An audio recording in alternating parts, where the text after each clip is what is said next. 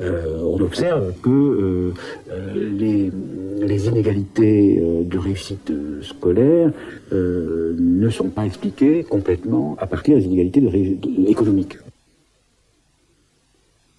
Donc il a fallu inventer une notion que j'ai appelée capital culturel, c'est-à-dire l'idée que nous héritons de notre famille, pas seulement des moyens matériels, mais nous héritons des instruments de connaissance, d'expression, des savoir-faire, des savoirs, des techniques, des modes, des manières de travailler, par exemple.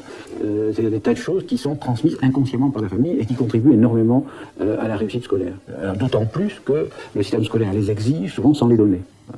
Alors là, je prends un exemple simple, qui est celui des techniques de travail, par exemple. Je pense que un des avantages majeurs des enfants des catégories intellectuelles, par exemple, outre le fait qu'ils entendent dans leur famille un langage qui est assez proche de celui qui se parle à l'école et que l'école exige, bon, outre le fait qu'ils ont une attitude de rapport à la culture, des intéressés, etc., très proche de ce que l'école demande, il y a le fait qu'ils reçoivent de leur famille des indications, pour ne pas dire des incitations, concernant la manière de travailler, la manière d'organiser le travail, dans le temps, laisse tomber ça, fais plutôt ça maintenant, alors là tu ferais mieux d'aller jouer au foot, t'es trop fatigué, bien fais d'abord ça puis fais ça après, etc. Bon, ces choses-là qui sont apparemment très peu de choses, presque rien, en fait, me semble sont parmi les facteurs de différenciation décisifs.